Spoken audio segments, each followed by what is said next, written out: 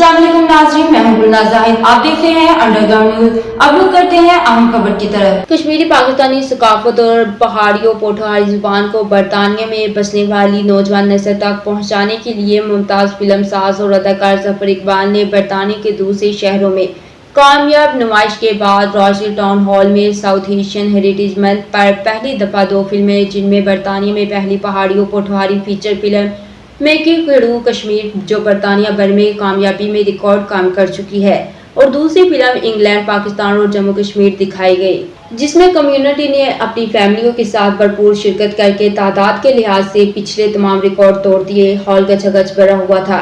फैमिलियों के अलावा mayor Roger council Shakeel Ahmed, mayor Rubina Shakeel Bibi, anchor Mehboob Khan, actress Sonia Khan, Kashif Khan, deputy leader councillor Ali Adalat, community leader Javed Akhtar, singer Zahid Ali, actress Zarga Ahmed, Hamza Zafar, Zubair Ali ने शिरकत की। इस मौका पर mayor Roger council Shakeel Ahmed ने कहा कि फिल्म साज जफर इकबाल की जानिब से मादरी जुबान की शिनाख्त को फिल्म के जरिए नौजवान नस्ल तक पहुँचाने की अच्छी काविश है। इस तरह की मजीद फिल्में बननी चाहिए। फिल्म साज अदाकार जफर इकबाल का कहना था कि मादरी जुबान और सकाफत को उजागर करने के लिए फिल्में बनाएं।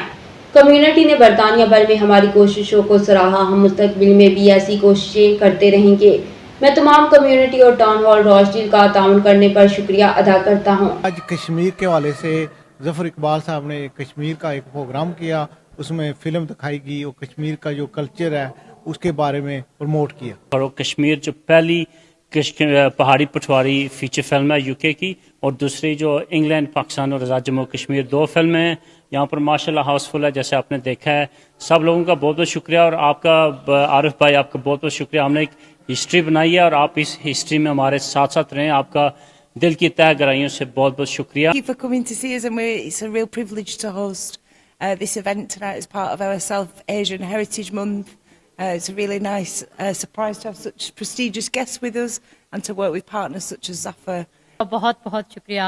हाउसफुल है, मुझे तो यकीन ही नहीं हो रहा इतने सारे लोगों ने अटेंड किया है। और जैसा कि इन्होंने भी अभी मेंशन किया है कि अपनी ज़बान, अपना कल्चर, अपनी बोली को प्रमोट करना, हमने थोड़ी सी कोशिश की है। आप भी कोशिश किया करें घर में अपने बच्चों के साथ अपनी ज़बान बोला करें। ये फास्ट कंट्री हैं, इनमें हमें ज़रूरत है अभी अपने बच्चों को घरों में अपनी ज़बान बोलें, अपना कल्चर बताएं, ताकि आने वाले वक्तों में हमें अपने बाप दादा की सारी यादें हैं वो यादें आती रहें। Thank you.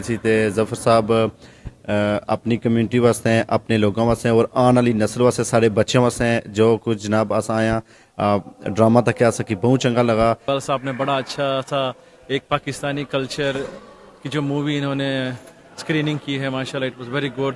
Lot of family केम, काफ़ी बच्चे भी आए थे। It's good for future generation जो उन्होंने कम्युनिटी के लिए किया। पहले तो जफर भाई ने शुक्र अदा करने जी कि उन्होंने जरा ने प्रोग्राम रखा, उस तो बाद सारे निक्के बच्चे भैना भरा सारे आए ना अपनी ज़बान की प्रमोट करने पे, तो कश्मीर की जरा ना एक बुलंदी पर खन्ने पे।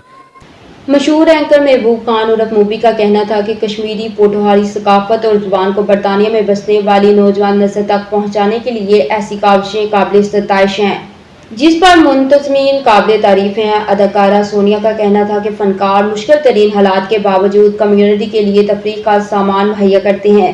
हम कम्युनिटी की जानिब से हमारी हौसला अफजाई करने पर उनके शुक्रगुजार हैं। बॉलीवुड गुलकार जाहिद अली, मशहूर टिकटॉकर जुबैर असलम और काशिफ खान का कहना था कि हमको अपनी पहचान को नहीं भूलना चाहिए।